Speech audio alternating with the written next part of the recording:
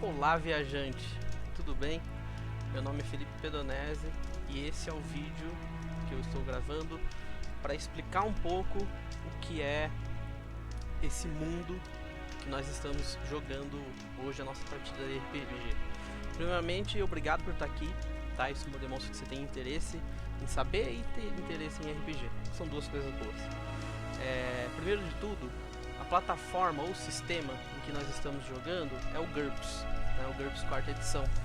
Não é um jogo uma plataforma muito tradicional, mas ela sempre nos permitiu, desse grupo, né, que nós estamos jogando, ela sempre nos permitiu uma liberdade muito grande. Então, nós escolhemos ela por estarmos acostumados e etc. Tá? Agora, falando sobre o cenário de maneira geral, o cenário tem um nome de Ilmenitia, tá? Que é um nome fictício. Esse cenário, ele não se passa no planeta Terra, ele se passa, entre aspas, na Pangeia, que é, né, no planeta Terra, mas não é na Terra como nós conhecemos. Nunca houve a separação dos grandes continentes, etc. Tá? Nesse mundo, o que acontece vamos imaginar que existe o planeta Terra como a versão A, né? E aí tem esse planeta que seria a versão B, o negativo desse planeta Terra. No planeta Terra, que é o nosso, os seres humanos existem sozinhos e assim por diante, e nesse outro planeta existiam as outras raças, então anões, elfos, orcs, goblins e todas as raças de fantasia estariam nesse planeta. Entretanto, no ano de 395 depois de Cristo, no nosso mundo, é estabelecido que o Império Romano do Ocidente, o Império Romano, perdão, se torna dois: o Império Romano do Ocidente e o Império Romano do Oriente. Alguns historiadores entendem isso como um dos primeiros sinais de fraqueza e de demonstração de queda do Império Romano, né?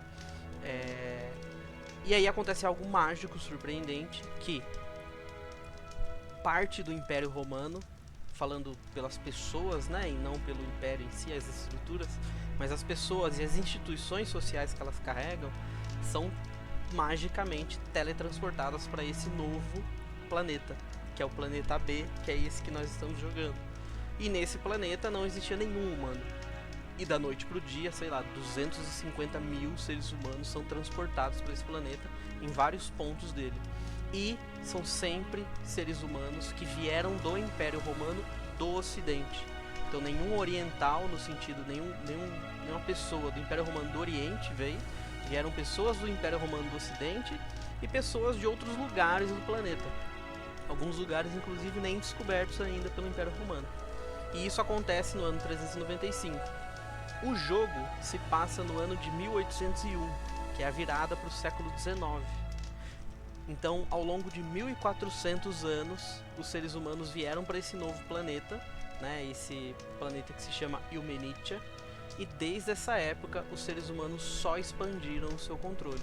Então temos aqui um planeta completamente dominado pelo que hoje nós conhecemos pelo Império Romano. Então são 1400 anos de conquista em cima de todos os povos que estavam aqui e assim por diante, né? E é nesse cenário que os jogadores são inseridos, né? E para falar um pouco dos jogadores, no momento são 4, né? Nós temos o Lucas, que é o Duncan, que está interpretando um legionário, né? Então ele faz parte do Império Romano. Depois nós temos o Rodolfo, que está interpretando o César, que é como eu posso dizer, uma pessoa que tem envolvimento com magia, alquimia e presta serviços ao Império Romano, então ele não é verdadeiramente vinculado ao Império Romano. E aí logo em seguida nós temos o Vitor, que é o nosso amigo que tem deficiência visual, inclusive, e ele, o que é incrível, pra ser honesto, ele joga muito bem, supera as dificuldades e tudo mais. E ele está interpretando o Salamur, que é um orc. E os orcs são seres de terceira classe nesse mundo, né? Como o Império Romano conquistou esse planeta, só os seres humanos têm direitos civis, sociais e políticos. As outras raças não, né? Então ele é o Salamur. Ele começou interpretando esse orc dele com grilhões, né? Ele estava de fato subjugado, ele estava preso, né? Então ele teve que passar por todo esse processo, etc. E o quarto elemento, né, o quarto jogador, é o Luiz Gustavo, que está interpretando o Thiago, ou Alexia, que é um meio-elfo humano, que guarda o segredo de ser meio-elfo, porque os elfos também não são bem-vindos, e as raças híbridas são mais mal vistas ainda pelo Império Romano desse planeta. Então esses 4 foram envolvidos já em uma missão, já foram envolvidos em alguns contratempos que aconteceram, e agora eles partem, né, vamos dizer assim, para começar a desbravar esse planeta. Mas esse é o mundo de Humanitia, então é um planeta onde o Império Romano triunfou e conquistou todo o planeta. Então ele subjugou todas as outras raças. Tem raças que estão escravizadas, mas não por inteiro. Tem lugares que só foram trocados os líderes políticos. A Igreja Católica é a majoritária nesse planeta. Não há outro Deus senão o Deus cristão.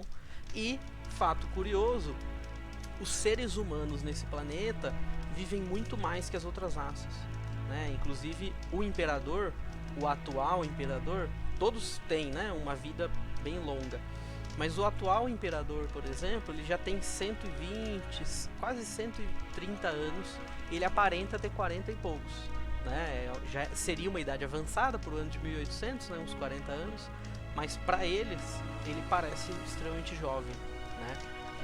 Em contrapartida, as outras raças não, né? É comum nos RPG os elfos terem uma vida muito longa. Nesse jogo não, os elfos não têm aquele extended lifespan, né? Eles não vivem mais muito, né? Eles morrem como se fosse um ser humano normal. Os elfos, os anões e assim por diante, né? Então esse é o mundo de Humanitia. Se você se interessou mais, eu pretendo gravar alguns outros vídeos explicando outros aspectos desse mundo, mas ainda é tudo em desenvolvimento, né? O que é legal. Inclusive os próprios jogadores às vezes levantam uma questão: pô, e se tal coisa for assim? E aí eu paro, dou aquela julgada, falo, de fato cabe. E aí a gente continua o jogo. Muito obrigado por estar aqui e eu te espero nas nossas próximas aventuras. Tchau, tchau. Até logo.